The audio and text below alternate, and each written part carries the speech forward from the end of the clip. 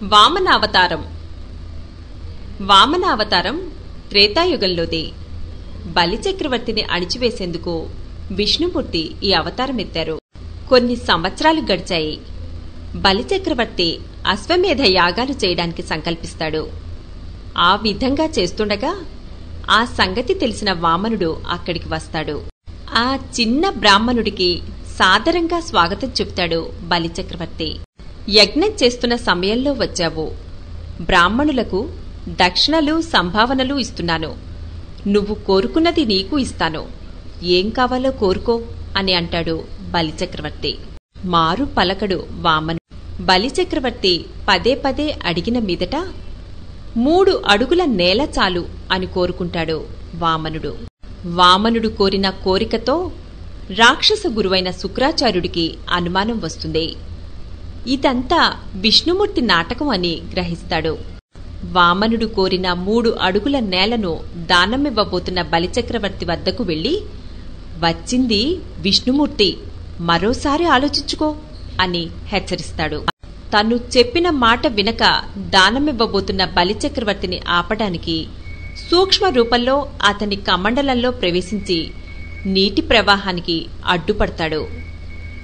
శుక్రాచార్యుడు చేసిన పని గ్రహించిన వామనుడు దర్భతో పొడుస్తాడు. దానితో శుక్రాచార్యుని కన్ను శాశ్వతంగా పోతుంది. కాళ్లు కడిగి దానమిస్తున్న వ్యక్తి చేతులలో నీరు పోసి దానమివ్వడం ఆచారం. వామనుడు కోరిన విధంగా 3 అడుగుల నేలను దానమిస్తాడు బలిచక్రవర్తి. వెంటనే చిన్న మరగుజ్జు అమాంతం ఒక్కసారిగా పెరిగిపోతాడు. దాన్ని చూసి రాక్షసులు ఆశ్చర్యపోతారు. ప్రహ్లాదుని మనుమడు బలిచక్రవర్తి. ప్రహ్లాదుని తండ్రి హిరణ్యకశిపుడు చనిపోయిన తర్వాత రాక్షసులకు నాయకుడు లేకుండా పోయాడు. ఆ స్థితిలో బలిచక్రవర్తి వారికి నాయకుడయ్యాడు. ఒక కాలితో నేలను ఆక్రమిస్తాడు, 2వ కాలితో ఆకాశాన్ని ఆక్రమిస్తాడు. మోసం జరిగిందని భావించిన రాక్షసులు యుద్ధానికి సిద్ధమవుతారు. బలిచక్రవర్తి వారిని వారిస్తాడు. 3వ అడుగు ఎక్కడ పెట్టాలని అడిగిన వామనుడికి తన తల చూపుతాడు బలిచక్రవర్తి.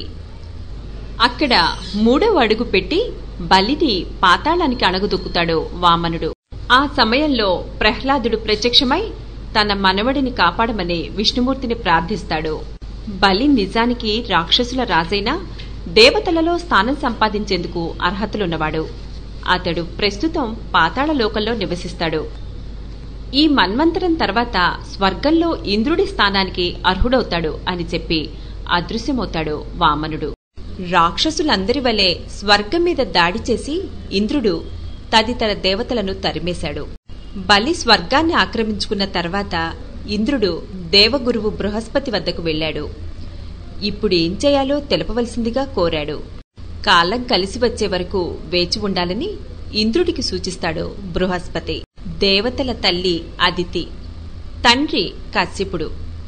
రాక్షసులు స్వర్గాన్ని ఆక్రమించుకోవడంతో దుఃఖించిన అదితి స్వర్గం తిరిగి దేవతల స్వాధీనం అయ్యేందుకు ఏదైనా చేయమని భర్త అయిన కశ్యపుడిని కోరుతుంది.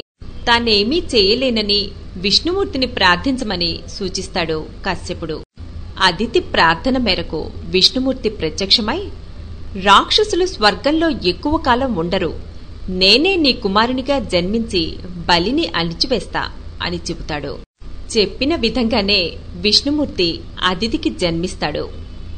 పొట్టిగా మరగుజ్జులా ఉన్న అతడిని వామనుడు అని పిలుస్తారు.